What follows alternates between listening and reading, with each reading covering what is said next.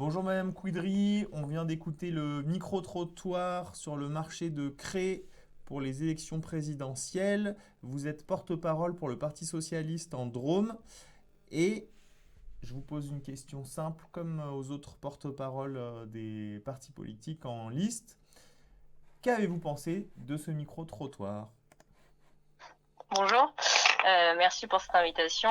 Alors, c'est assez dense parce qu'il y a beaucoup de choses qui sont dites dans ce micro-trottoir. Je vais essayer de revenir dessus en n'étant pas trop confuse. Je pense que la première chose qui ressort, c'est la préoccupation autour de la question de la transition écologique. Et c'est aujourd'hui une préoccupation qui est partagée par beaucoup de monde. Donc, peut-être revenir sur ce qu'il y a sur ce qu'on propose dans le programme à ce sujet-là. Ce qui nous tient particulièrement à cœur avec Anne Hidalgo, c'est de faire de la transition écologique une transition qui soit d'abord sociale. Parce qu'on est convaincu que pour réussir la transition écologique, il faut que ce soit abordable pour tout le monde, y compris pour ceux qui ont peu de moyens. Et, euh, il me semble que c'est quelque chose qu'on a peut-être un petit peu trop tendance à oublier.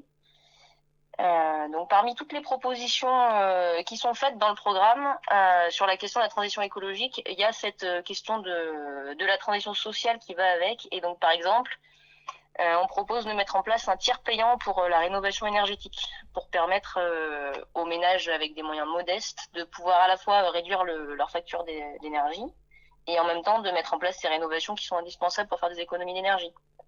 On propose de mettre en place un ISF vert, donc un impôt de solidarité sur la fortune, pour financer les mesures, pour que ce soit les personnes qui en ont les moyens qui financent les mesures en faveur de la transition écologique. C'est le principe du tiers payant, c'est ça?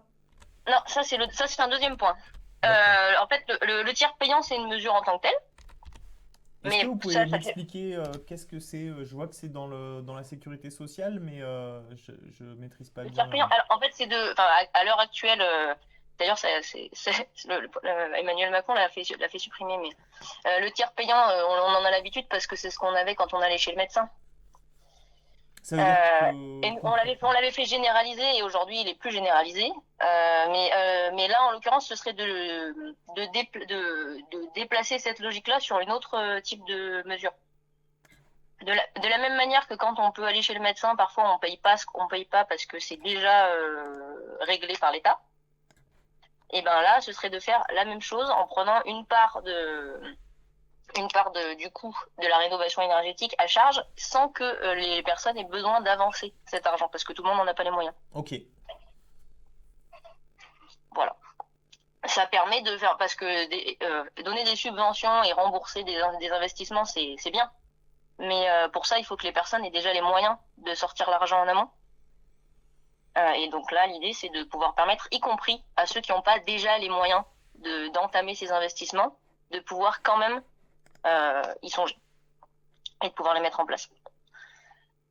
Ça, c'est un exemple de mesure. Ensuite, l'impôt de solidarité sur la fortune vert, c'est de se dire que financer la transition écologique, c'est hyper important aussi parce qu'on ne peut pas juste se contenter de dire qu'il faut mettre en place des mesures, il faut les financer. Et on estime que celles et ceux qui ont les moyens de la financer, c'est celles et ceux qui aujourd'hui qui ont les plus hauts revenus et qui ont surtout le plus haut patrimoine. Donc l'idée, c'est de rétablir cet impôt de solidarité sur la fortune qui a été supprimé et de le destiner à financer des mesures en faveur de la transition écologique. Et une des dernières mesures sur lesquelles je voudrais revenir sur la question de l'environnement, c'est la question de la mobilité. En plus, là, dans la vallée de la Drôme, c'est une question qui nous intéresse vachement. Aujourd'hui, dans les territoires ruraux, 80% des déplacements ont lieu en voiture. Ça, c'est une réalité et c'est quelque chose sur lequel ce sera très long et très compliqué de revenir, surtout que on a des transports en commun, mais qu'on sait que ça reste limité. On a dû se bagarrer récemment pour notre ligne de bus.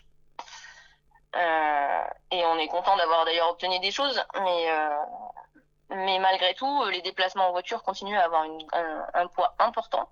Donc nous, on propose, alors certes, d'une part, d'investir fortement, notamment dans le train et dans les transports en commun, mais dans les territoires ruraux, on en aura toujours besoin des véhicules personnels. Et donc nous, on propose de mettre en place une location sociale.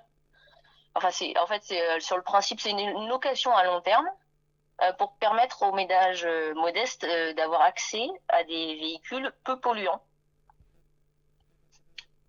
Un peu comme aujourd'hui, on peut le faire sur des véhicules qu'on n'achète pas entièrement, mais qu'on loue sur une très longue durée. Sauf que ça a un coût important. Donc l'idée, c'est que l'État permette d'encadrer ce type de location à long terme de véhicules pour permettre à ceux qui ont peu de moyens d'avoir accès à des véhicules qui soient peu polluants. Entendu. Pardon ?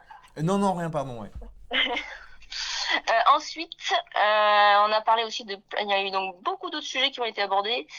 Il y a la question j'ai entendu la préoccupation autour de la paix et de la migration. On l'a entendu plusieurs fois. Pour moi, c'est deux problématiques qui sont liées, qui sont liées. Hein.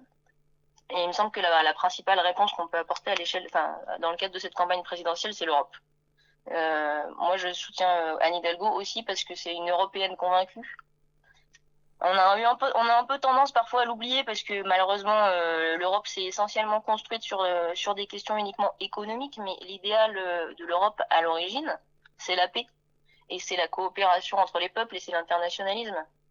Donc moi je suis convaincue qu'on arrivera à la fois à la paix en Europe, mais aussi dans le monde, parce qu'une Europe qui prône la paix et une Europe qui agit aussi pour se donner les moyens de la préserver, ça rejaillit sur le monde entier. Et c'est d'autant plus important en matière de solidarité avec les personnes qui fuient la guerre de partout, parce que ensemble, avec les 27 pays de l'Union européenne, on est plus fort. À la fois pour leur offrir des solutions d'accueil à court terme, mais aussi pour offrir des solutions à long terme, pour leur permettre à la fois de vivre dignement dans les pays qui les accueillent, et puis pour permettre aussi d'apaiser la situation au niveau international. Ensuite, parmi tous les thèmes là qui sont beaucoup abordés, il y a eu la question de la recherche et de l'éducation, qui sont des thèmes moi qui me tiennent particulièrement à cœur et qui sont à la fois différents mais un peu liés. Sur la question de l'éducation, on sort d'un quinquennat qui a fait beaucoup de mal à l'école, avec des suppressions de postes nombreuses, et avec surtout une fragilisation de l'école publique qui, moi, me fait beaucoup de soucis. Et on a un candidat président de la République, Emmanuel Macron, qui nous annonce aujourd'hui qu'il veut demander aux profs de travailler plus pour gagner plus, alors qu'ils travaillent déjà énormément et qu'ils sont sous-payés par rapport à leurs homologues dans l'Union européenne, et qui nous annonce qu'il veut supprimer le CAPES. Alors, supprimer le CAPES, il faut se rendre compte de ce que ça veut dire. Il n'a pas été très clair encore là-dessus, mais est-ce que ça veut dire qu'il veut sortir l'école de la fonction publique? Parce que si on arrête de recruter des fonctionnaires, c'est ça que ça veut dire. Et moi, ça, je pense que c'est gravissime.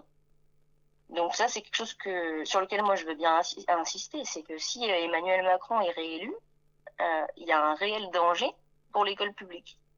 Et moi, je suis très inquiète.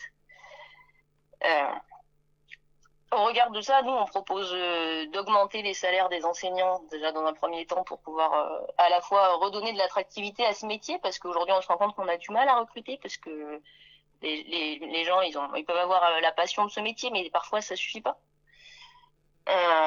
Ensuite, il faut améliorer la formation continue et la formation initiale, et puis surtout, il faut créer des postes.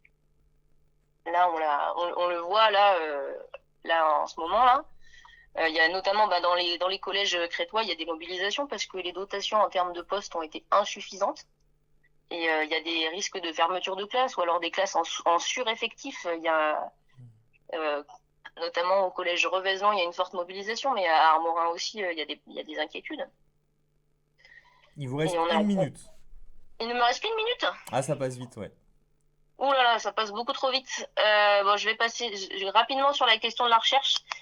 Je pense qu'il faut en finir avec le mode de financement de la recherche par appel à projet et qu'il faut mettre des financements pérennes pour la recherche dans la fonction publique. Anne Hidalgo, elle propose notamment de lancer 4 grands chantiers sur la recherche, notamment sur la santé, mais aussi sur l'énergie, sur les mobilités et sur le numérique. Et ensuite, je voulais réussir à vous glisser. Alors, on parle beaucoup de. J'ai entendu pas mal de choses sur le lien social et sur l'égalité, euh, sur la manière de faire société ensemble. Alors, je savais pas trop comment rebondir dessus, mais je me suis dit que c'était une occasion de parler de l'égalité entre les femmes et les hommes, parce que ça fait partie de la manière de faire société et que je pense qu'on n'en parle pas assez dans cette campagne.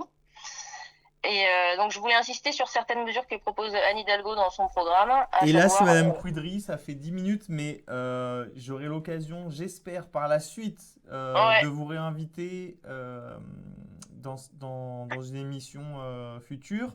Et notamment parce que vous êtes sur Cré, mais même si vous n'étiez pas sur Cré, c'est intéressant d'avoir une continuité sur les personnes qui s'y connaissent un peu sur le cadre structurant politique. Et puis en ce qui concerne la présidentielle, eh ben, j'invite les auditeurs qui se sentent concernés à découvrir les propositions du Parti socialiste et je vous souhaite une merveilleuse campagne. À merci. bientôt. Merci. À bientôt. Voilà, je coupe le micro.